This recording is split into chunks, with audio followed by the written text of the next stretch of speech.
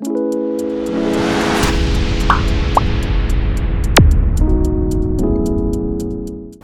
Mesdemoiselles, Messieurs, bienvenue sur votre chaîne Bababoise, Babawé TV. Aujourd'hui, en édition spéciale et en duplex de Paris, depuis Richard Toll, nous avons un invité spécial, un membre de la diaspora, un juriste et jeune analyste politique du nom de Aliba. Il va revenir sur les événements du 28 novembre, durant lesquels Thomas et ses frères ont été victimes d'une torture exceptionnelle. Et cet événement qui a eu un buzz mondial mérite vraiment réflexion. À très bientôt sur votre chaîne Babawé TV. D'abord, M. Ba, ces événements ont-ils été une surprise pour vous? Assalamu alaikum, bandiraɓe, on calminama. Eyyi ko ardi ko fof ko kewi le 28 novembre toto Babaɓe. En mbawa wiide kam ko surprise to men, bettani en. Holko tagui bettani en? Sen ƴeewi ɗiɗo duuɓi batodiɗi, duuɓi ɗiɗi walla duuɓi tati, so 28 novembre ari walla fandima, hakkillaji kewɗi ene ketta toto Babaɓe. Eɗen mbawi wiide wonduɓe laamu e laamu walla lundiɓe walla wonduɓe lundiɓe walla daraniɓe yoltude hujjaji aade kala hakkillaji mum gonata ko Babaɓe e laamu ngu hoore mum hakkillaji mum gonata toon par ce que eɗen gandi mouvement ala foɗo umorta mouvement seeɗa ene wawi dillinde tokoso ene wawi dillinde laamu. Ɗum waɗi préfet ji ɗi walla gouverneur uji ɗi wonno kañumen jooɗani ɗon ministre de l' intérieur jooɗani ɗon président ji. Ɗum waɗi ene kula walla ene ɗamini kala 28 novembre ma wot ko waɗi. hay sinno kam ɓe ɗaminanoy ma mende waɗiri ni kadi joom hakkillaji en fof anduɓe politique walla anduɓe manifestation walla manifestoɓe walla fof wawi won fonde kadi ɗaminno kadi ma mende répression waɗi ma mende mouvement waɗi par ce que mouvement fuɗima dañde doole. Ewa kadi yimɓe joyo walla yimɓe jeegomo ɓurɓe darade en jogui yimɓe rewɓe caggal mumen sukaɓe rewɓe caggal mumen mbiya nous on fait pas, nous on fait pas, wonti slogan hankadi ngolɗo konngol walla ngolɗo dartol nous on fait pas enen en mawninani 28 novembre fuɗɗima yaaji. Hande sa nani nous on fait pas tan wawi hakkille ma rutto Babaɓe hay sinno a wona babannajo. Ɗum waɗi kadi so 28 novembre fandima kadi so laamu ngu ne nana oljo ma wod eɓe gandi ma wod wonduɓe hen wooɗ mo gondani hen eɓe gandi ɗum kam waɗat tan par ce que eɓe gandi ko waɗano gueɗe kantorinde baɗanode 28 novembre de kadi eɓe gandi kadi wonɓe welani ɗumen kadi eɓe gandi kadi wonɓe gaccani ha joni. Ɗum waɗi kamɓe kadi so 28 novembre ari maɓe miijo ma won leyɗele ɓaleɓe walla guure ɓaleɓe ma waɗɓe manifestation. Donc eɓe gandi kadi Babaɓe duuɓi bataniɗi ɗi jogui suhaɓe suusɓe kadi ma mbaɗ ɗum. Ɗum waɗi manifestation kadi en ɗaminano kadi wontino hankadi ne aada walla wontino aadi mo groupe o Thomas e Blay Falili en e wondiɓe mumen gadodiranno e réseaux sociaux ji gadodiranno e murtannaɓe saliɓe walla saliɓe fenade. Kadi répression kadi bettani en sen kaldi gonga enen gandi laamu hay laamu ɓurɗo wonde laamu démocrate so mouvement waɗi sa rena e waɗa réprimé. Sen jeehi par exemple to France en jii les gilets jaunes pourtant ko manifestation pacifique wonno ko manifestation ko jinno ko yultude hujjaji mumen mbi kañum puɗɗima tampude puɗɗima heyɗude puɗɗima ko joɓete kon famɗi mais haɗani laamu ngu pourtant c'est la France, c'est un grand pays, c'est un exemple. Malgré tout ça les gilets jaunes ɓe dañino répression laamu ngu waddimaɓe gaz uji waddimaɓe grenade uji hani e leader mabɓe goto won mo yitere mum iwi hen walla mo yitere mum boni hen e les gilets jaunes. Ɗum waɗi répression kam wona e Mauritanie fuɗɗi haysono Mauritanie c'est pas un pays démocratique eɗen gandi ɗum. Mauritanie ko dictature eɗen gandi ɗum. So jeeyi Sénégal kadi manifestation Ousmane Sonko nde répression ngaji mbaɗi jiigama Macky Sall ne haala ɗeɗo balle ne wiye France 24 ko wonno nden ko wonta wattude. Sa manifeste mbaɗo manifeste kam ene dillina laamu noon yiiɗa dillinede yiiɗa hulɓinede tôt ou tard tan ma wonde ɓe mbaɗiri pour haɓade ɗum heddoro noon D'accord. Donc, pour vous, la répression n'a pas été un regret pour le gouvernement ou bien les événements ont pris une telle ampleur qui fait que tout le monde regrette? ene mbawi wiide kadi répression ɓurti répression ɓurti yeehi to woɗɗi hay laamu ngu ni walla waɗɓe ɗum ɓe hay sinno ɓe mbiyani ɓe nimsi ni ne wawi kadi taw ɓe mbi noon en jodda he mabɓe en jodda he jodiɓe mabɓe e waɗa en kaldani haaldu mabɓe eɓe gandi ɓe nimsirani par ce que ko mbaɗi ko boni ɓe nimsiri par ce que ko mbaɗi ko yimɓe aduna yiiɗum aduna tini ɗum sinno hay goto tinano ni ɓe jahat ɓe jooɗo ɓe jaɗata eɓe belti mais donno aduna tini tan hankkadi ɓe mbi ɓe nimsiri hay sono ɓe nimsirani kadi laamu kam hay sono nimsirani ni no wawi ɓe nimsiri taw au fond eɗen gandi ɓe nimsirani donc laamu ngu peut être no yiɗirno warde mouvement walla yiɗirno holɓinir sukaɓe ni walla commissaire o nelanoɗo walla policier nelanoɗo walla préfet no wirunomi wala no mbaɗir ɓe ɗaminano hen yettoɗo waɗi ɗum yettade ɗo noon gonɗen koye monde réseaux sociaux ji monde Facebook monde WhatsApp monde foof Instagram hande sa waɗi hunde tan ene wawi nanede to aduna foof ɗum waɗi manifestation no waɗi nde kadi intelligence toma e hakkillantagal mum e jogade mum peut être pinal addinimo wawde woɗɗinoyde affaire o malgré ko gañiɗo malgré omo tampi malgré koɓe tampuɓe ɓe mbawi forade e nder commissariat he walla filmude koye mem nder commissariat he haɓe envoyé ɗum yimɓe maɓɓe cari ɗum aɗa ɗum ɗo ko haqqillantagal mongal waɗi ɗum ko ene gasa ni so tawi ɓe nawarano téléphone ngaji mabɓe so dañani nanno téléphone ngaji mabɓe commissariat ene gasa taw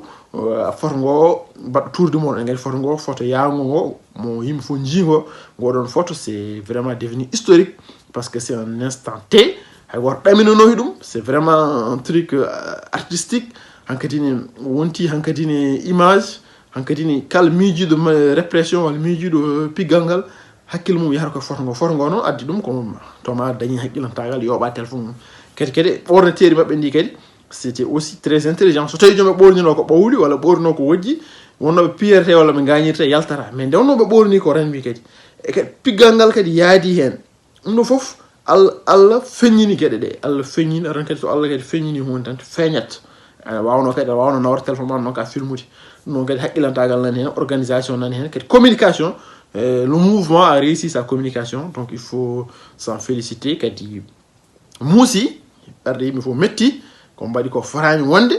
répression en jaadani hen jaadani neɗɗo toñe saaha noon la manifestation comme tout le monde a parlé ko manifestation pacifique wonno donc hay sinno ene muusi laamu ni ma laamu ngu yiiɗa peut être baba ɓe wiye wona ɗo capital mouvement o waɗi gonga laamu ngu bon voilà waɗi noon mais laamu ngu n'a pas réussi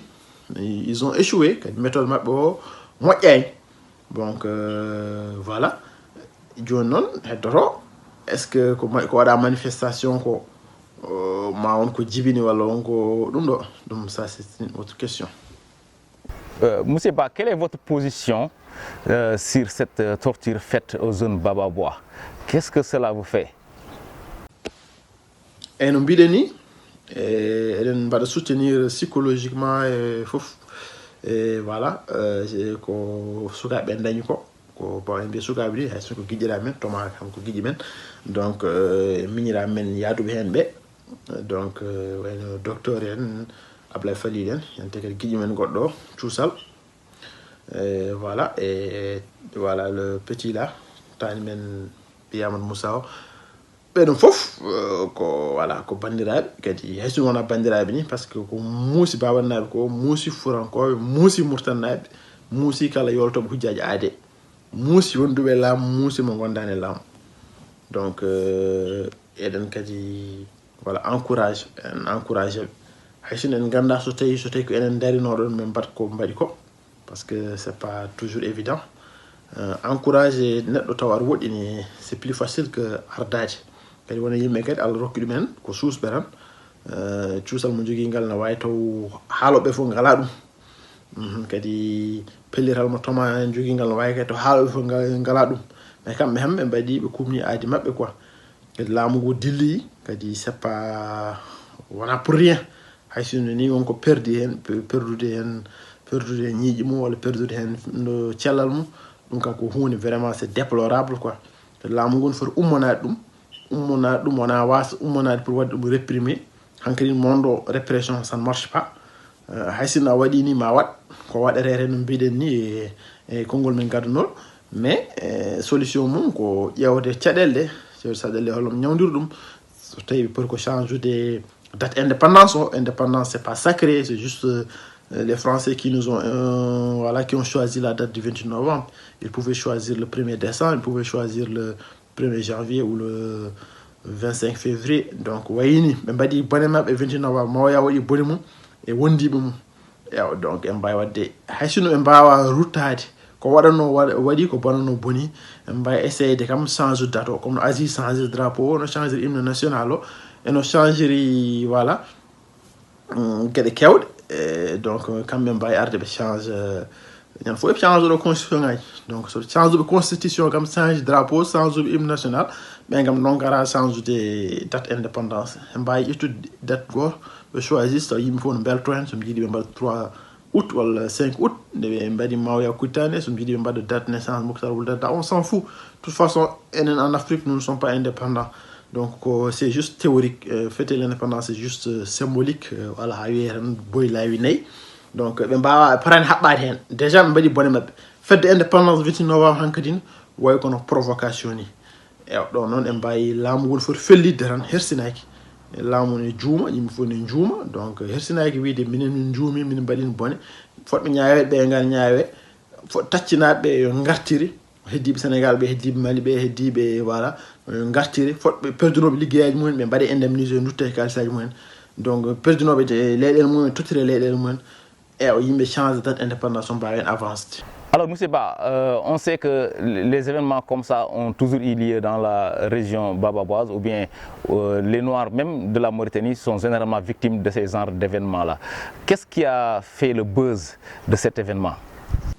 Kadi on jii kadi voilà eɓe jii sinno joni yimɓe gonno ko 1990 walla 95 manifestation waɗat tan waɗe répression et puis voilà haale balɗe ɗiɗi balɗe tati deƴƴe par ce que répression wona e toma en puɗɗi sen ƴeewi les duuɓi battiniɗi hewɓe piyama ɗo manifestation ngaji hewɓe gañama ɗo won perduɓe hen juuɗe mumen won perduɓe hen peɗel mum ko wayno banggue Mauritanie e banggue babaɓe foof. Donc laamu kam ɓooyi réprimde ha tengtino e laamu dictateur uji walla laamu ɗo des militaires quoi. Donc ɓen kadi ɓooyi réprimde mais noon par ce que kamɓe pour mabɓe solution tan ko répression. E joni no mbiɗen ni solution noon wona répression solution o joddade joddeɗen kalden fotɓe ñaaweɓe ñaawe fotɓe artirede wonɓe Sénégal won Mauritanie ɓe gartire to gartirte ko gonga to wona gartire bedde nguron gartire tottire leyɗele mumen fotɓe ruttede ɓe laamu ngon jogui kalis Mauritanie ɓe mbawi wiide ala kalis ɓe mbawi ruttude yimɓe fonnoɓe liggade ɓe perdinoɓe leyɗele mumen bon mayɓe ɓe hem bon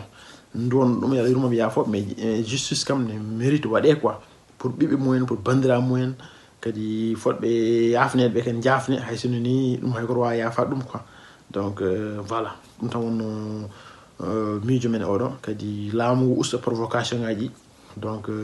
injustice o usto fotɓe yimɓe acca hadde yimɓe kayitaji acca hadde yimɓe liggeyaji kadi laamu ngu kadi wasi wiide impose yimɓe ɗemɗe mo gandanɗa hoorema ko wayno ɗemɗe arabe en ala ko ɓeydata yimɓe ɓe gandi ɓeyda tan ko division ngaji ɓe mbaɗi bone mabɓe kamɓe gaɓe poti wadde ni ko yafnade hembade ko wiyete discrimination positive ko haɓe mbatta ñamlude en haɓe mbatta jabde ɓe jara mone quoi kamɓe safal ɓe walla kamɓe wonɓe laamu ɓe poti wotude jabde ɓe jara mone par ce que hayso waɗama démocratie ni enen en mbawa fodde par ce que daɗi men ko heewa ɓe poti jabde ɓe jara mone pour mbawen heftade ɓe pollitoɓe kalda yimɓe mo poti haaldude ɓe kalda leader uji men ɓe kalda Samba Thiam en ɓe kalda Ibrahima Sarr en ɓe goni yimɓe men dariɓe daraniɓe en ɓe kalda e Birama en en mbawa wiide kadi enen limta tan limtani ɗum enen ɓe kalda e monsieur Dia Alassane en ɓe kalda gonga haale taw ko avec respect kadi goppen voilà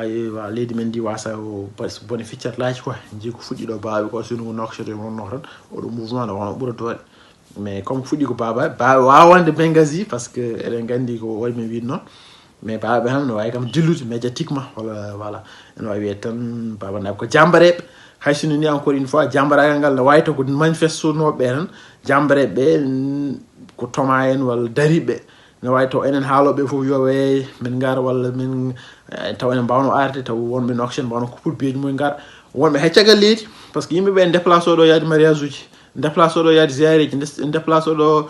pour de yaade vacances donc so tawi vraiment harane 28 novembre no jaranno walla mi jogino cuusal mo toma jogino ngal ene gasa kam mi déplacer mais ɗum no fof bon gofo no fotiri haɓire tan yo haɓiri walla gofo no wawi haɓire yo haɓiri voilà on critique personne on respecte tout le monde bon critique kam wonat hen ni on respecte tout le monde quoi kadi hay goto voilà tout le monde respecte tout le monde ɗum woni haala ka donc haare nde ko noon tan laamu ngu foti ummonat ɗum laamu ummon ɗum kadi ganden haare nde ko haare men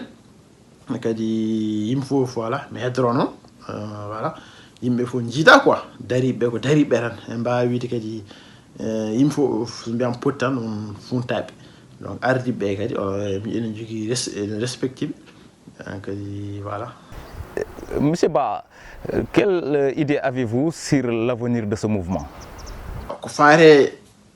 émotion bon enen gandi kam enen ɓaleɓe kam kala ko kewi nani ɗon nonan en haala hunde so kewi tan peut être no kaldata hen ni walla no mbaɗirten réactivité ji en jogui des réactions taw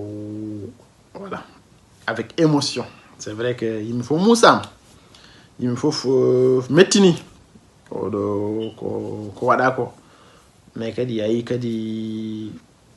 on kadi gandanɗa hoorema hankkadi ni kepti combat o kañum jogui ɗum kañumen jeeyi ɗum hande c'est comme si yimɓe goni koye foɗodirde hen ni walla goɗɗum mais alors que eɗen gandi tan darinoɓeɓe gandi dariɓe kadi eɗen gandi kadi darotoɓeɓe kadi eɗen gandi ɗum par ce que darade nde weeɓani fellide habde laamu kadi wona neɗɗo fof wayi ɗum quoi donc wona hankkadi ne puccudoki tan bamɗi layima par ce que gandi kadi inchallah kadi voilà ene gasa taw 28 novembre goɗɗi ɗo taw tomani ngala wuure walla taw voyage mais est ce que haalanoɓe wiyanoɓe min mbaɗɓe walla min mbaɗɓe est ce que jaran ɗumen arde walla jaran ɗumen darade no goni to kadi c'est une question kadi yimɓe kadi hewɓe hésiti haalde hen par ce que sa haali hen tan ne wawi yimɓe mbasa famdem wadde sikkuɓe gonda koye bonnidde élan mumen mo mbaɗato walla gonda koye bonnidde haare nde alors haare nde ko enen fof ndendi ɗum peut-être on mbiɗen ni ko fof no haɓirte tan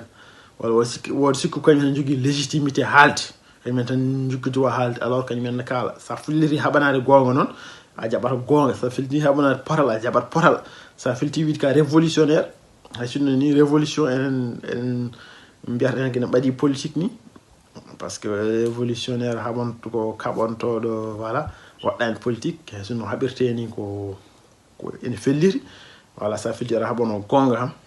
parfois kadi a jaɓata gonga sa filliti kadi aɗa critique saha jaɓata kadi critique sa filliti wiide aɗa haala a jaɓat haalede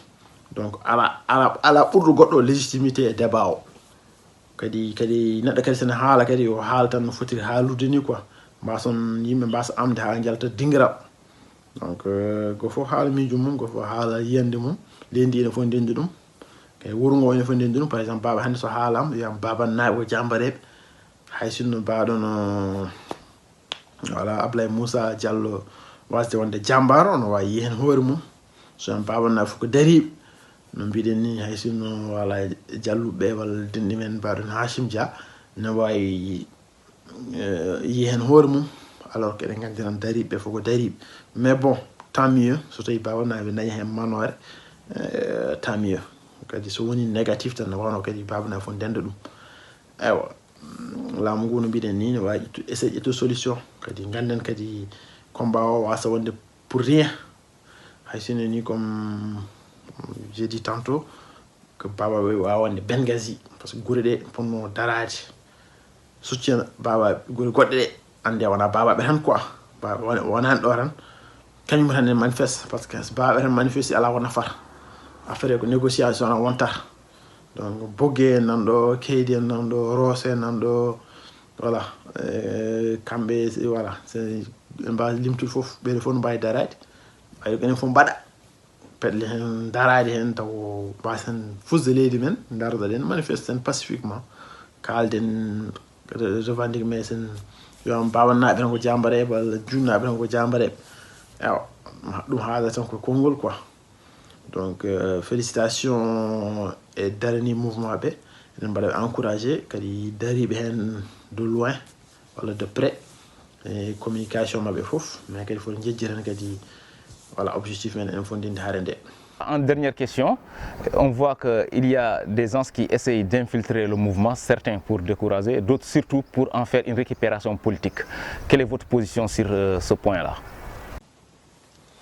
Et ko fati récupération politique o eɗen gandi kam ko noon tan ma won wiiɓe dariɓe hen ɓe walla partiji dariɓe hen ɓe yimɓe mawɓe darima hen en jii waɓe en birama en gari ha Dakar pour salminde sukaɓe ɓe en jii kadi touche pas à ma nationalité waɗi hen déclaration en jii kadi CVE la coalition Vivre Ensemble Vérité et Réconciliation déplacement baba jii kadi opposant wonno babaɓe kadi darima kadi balli rewɓe darade par ce que rewɓe dariɓe kadi waɗi hen kadi taw wonduɓe laawol lundiɓe laam ma on yiruɓe ɗum ko récupération politique kadi ko noon tan politique ko noon kadi opposant kadi kala ɗo dañi ene feeñat ɗon tan hay wonduɓe laamɓe kadi kala no dañiri ene peeñat hen donc opposant kadi son dañi ene peeñat hen tan heddoro noon darde won gonga tan son goppe sukaɓe tan jaaha au front so wonti tan gare succès gare poɗon ɗen garen poɗodiren mbiyen enen foof en darima enen foof ken haɓoroɓe alors que hare nde ene wawno opposant ɗi ne mbawno wasde ɗanade mbawno wasde oppude tan happiggal ngal waɗa ne mbawno hedde yesso mais c'est toujours comme ça la politique c'est comme ça comme no kemi wiide ni opposant politicien kadi gonɗo laamu kadi ko politicien go foof ɗo maafi mum leppat walla ɗo dañat succès walla ɗo heftinte arata hen tan feeñat hen kadi machallah kadi rew babanaɓe ɓe darima hen kolli hen sunare mumen ewa kadi voilà ko noon kadi parfois kadi rewɓe ɗo mbawi darade ɗo woɗɓe mbawa darade ɗon kadi rewɓe ɗo mbawi yaade ɗo kadi woɗɓe mbawa yetta ɗon par ce que laamu haysun ko laamu dictature ni c'est plus facile de réprimer worɓe que de réprimer rewɓe par ce que murtanaɓe goni ko murtanaɓe tan jii saaha rewɓe ne piye manifestation ngaji mais worɓe kam ɓuri wade gagnede hen donc rewɓe wonko mbawi haalde wonko mbawi wadde taw worɓe ɓe mbawa wadde donc noon tan espérons que voilà laamu ngu ma ƴettu décision ngaji pour wayni wasa wattude soit ɓe change date uji ɗi indépendance ɗi ɓe reconnaissa crime aji ɗi ɓe ñaawa fotɓe ñaawede ɓe kadi goto fof hokke hakkille mum e leydi ndi ha timma no mbiɗen ni ko wayni wasa wattude kadi manifestation goɗɗo so watti hay sono wona 28 novembre hay sono faari koye guesse so guesse men so mbini kefte sen darima walla so fenade waɗi police no wawi arde encadre yimɓe mbawi ƴettude autorisation walla préfet no jogui droit jabde walla sala manifestation répression kam foti tan ko natta e aduna hay sino noon ene mbiɗen guila o début ni répression kadi ma wat tan par ce que laamu so ande hoore mum tan ko oɗon arma tan jogui quoi parfois laamu ne négocier par ce que laamu ne corrompe laamu ne funta mais so gandi han gandi ala ko datte ala ndaare ala tan ko répression kadi en mbawa kontude kadi e communauté internationale par ce que en gandi communauté internationale majjani ken hiiɓaɓe majjani ken fiyaɓe majjani ko waɗa murtani ko mais communauté internationale meeɗa haalde hen meeɗa wadde hen kene ɗumini donc calminama.